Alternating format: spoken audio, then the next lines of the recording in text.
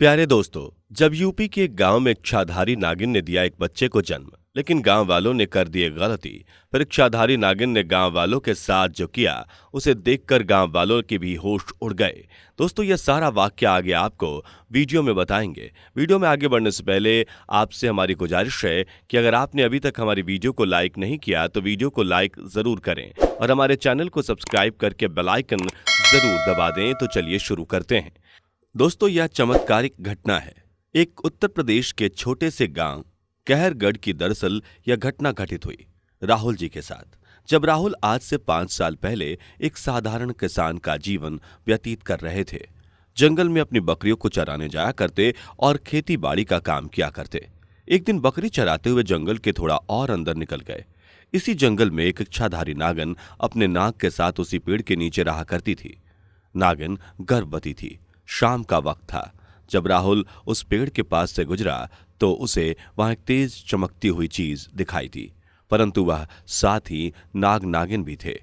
उन्हें देखकर थोड़ा सा डर गया। तुरंत ही वहां से जल्दी से घर की ओर भागा। राहुल इतना घबराया हुआ था कि उसने पीछे मुड़कर तक नहीं देखा, परंतु उस रात उसके ध्यान में वह चीज चमक रही थी, बार बार आ रही थी। इतना तो समझ गया था कि हो ना हो बहुत ही मूल्यवान चीज थी, और अगर वह मुझे मिल गई तो मैं भी धनवान हो जाऊंगा। वह अगले दिन से वापस जंगल में उसी पेड़ वाले स्थान पर गया और सोचने लगा कि वह चीज मुझे मिल गई तो मैं भी धनवान हो जाऊंगा।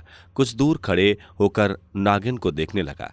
कुछ देर देखने के बाद नागिन अपने बच्चे को जन्म देगी, तभी वह नागमणि चोरी कर लेगा, क्योंकि उस समय नागिन कमजोर होगी। बस नाग को मारना होगा। दोस्तों, कहते हैं कि किसी नाग के मुंह की तरफ गोबर मार दिया जाए तो वो अपना होश खो बैठता है। अब राहुल हर रोज गोबर लेकर उस विशाल पेड़ के पास सही मौके का इंतजार करने लगा। एक दिन वो मौका भी आया जब नागिन अपने बच्चे को जन्म देने वाली थी। चुपके से राहुल ने नाग के मुंह पर तेजी से गोबर और फिर बड़े पत्थर से नाग को भी मार डाला। फिर उसने नागिन और उसके बच्चे को भी मार डाला और वहां से नागमणि लेकर चला गया, परंतु नागिन किसी तरह बच गई थी, बस बेहोश पड़ी थी। दोस्तों, जब नागिन को होश आया तो उसने अपने बच्चे और पति को मरा देखा तो उसके दुख दर्द का ठिकाना न रहा। वह उस समय गुस्से से पागल हो जा रही थी। उसने राहुल से बदला लेने की ठान ली थी, परंतु मणि चले जाने के कारण वह अपनी शक्तियों का प्रयोग नहीं कर सकती थी, परंतु अपना रूप तो बदल ही सकती थी। इधर राहुल को जैसे ही मणि मिली, उसका तो पूरा जीवन ही परिवर्तित हो गया। उसकी फसल इस बार काफी अच्छी हुई और काफी महंगे भाव में बिकी। उसकी तो जैसे मानो लॉटरी लग गई हो, क्योंकि वह जो भी धंधा कर रहा था उसे हर जगह से लाभ मिल रहा था, और राहुल को पता था कि यह सब उस चमत्कारी नागमणि की वजह से है। गांव में हर जगह उसका नाम था। राहुल का रुतबा देख एक अच्छा रिश्ता राहुल के लिए पड़ोस के गांव से आया और रोशनी नाम की एक सुंदर स्त्री से उसका विवाह संपन्न हुआ। रोशनी अपने पति राहुल को बहुत प्यार करती थी और बहुत इज्जत देती थी। दोनों एक दूसरे का कदम कदम पर साथ देते थे। उनकी जोड़ी गांव में मिसाल बन चुकी थी। उधर नागिन भी एक वर का रूप धारण कर ऋषि के नाम से राहुल के यहाँ उसका मुंशी बन गया और राहुल का विश्वास जीतने लगा। राहुल भी ऋषि का प्यार देखते हुए उसको अपना भाई समझने लगा। एक दिन रोशनी अपने पति राहुल के पास आती है और बताती है कि तुम पिता बनने वाले हो और मैं गर्भवती हूँ। यह सुनकर राहुल की खुशी का ठिकाना न था। उस दिन वह अपने मुंशी के पास गया और कहा कि देखो ऋषि, मेरा कोई भाई नहीं है, परंतु जब से मुझे तुम्हारा साथ मिला है तुम मेरे सगे भाई से भी कहीं अधिक बन चुके हो।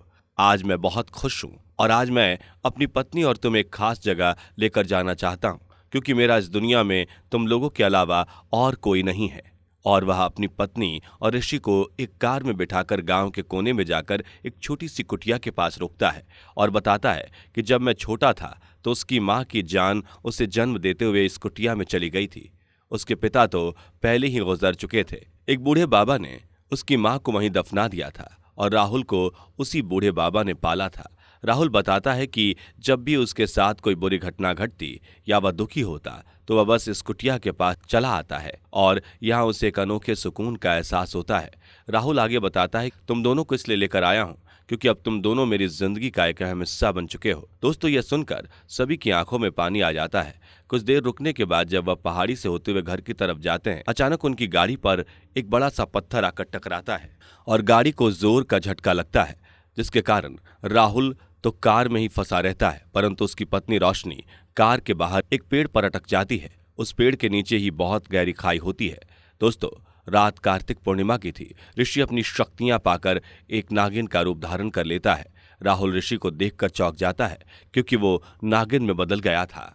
वह नागिन राहुल को बताती है कि मैं भी इसी तरह इस मुसीबत में फंसी थी और तूने उसका घर संसार लूट लिया था। उसके पति और उसके बच्चे को मारकर आज मेरे पास बदला लेने का अच्छा मौका है।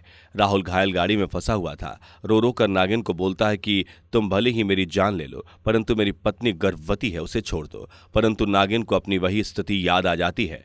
उसे राहुल पर तरस आ जाता है। नागिन राहुल को अपने पत्नी के प्रति सच्चा प्यार देखकर उसे माफ कर देती है और रोशनी को भी उस पेड़ से निकाल देती है तथा दोनों को हॉस्पिटल छोड़ दिया और जंगल में उसी पेड़ के पास चली गई। जब राहुल हॉस्पिटल से स्वस्थ होकर अपनी पत्नी के साथ घर लौटा तो उसे अपनी गलती का एहसास हुआ। उसने जाना कि उसने कितनी बड़ी गलती करी। नागमणि को लेकर उसी विशाल पेड़ के पास गया और नागमणि रखकर फूट फूट कर रोने लगा और शाम को वापस घर आ गया। दोस्तों, कभी कभी इंसान लालच में इतनी बड़ी गलती कर बैठता है कि फिर उस गलती को कभी ठीक नहीं किया जा सकता, बस अंत में पछतावा ही रह जाता है। तो दोस्तों, यह थी आज की घटना और इस घटना को जानने के बाद आप क्या कहना चाहेंगे? अपना जवाब कमेंट बॉक्स में जरूर लिखें। साथ ही वीडियो पसंद आई हो तो इसे लाइक कीजिए, शेयर कीजिए और चैनल को सब्सक्राइब करना बिल्कुल भी ना भूलें। प्यारे दोस्तों, आज के इस वीडियो में बस इतना ही। इंशाअल्लाह बहुत ही जल्द मुलाकात होगी और एक नई वीडियो के साथ। खुदा हाफिज।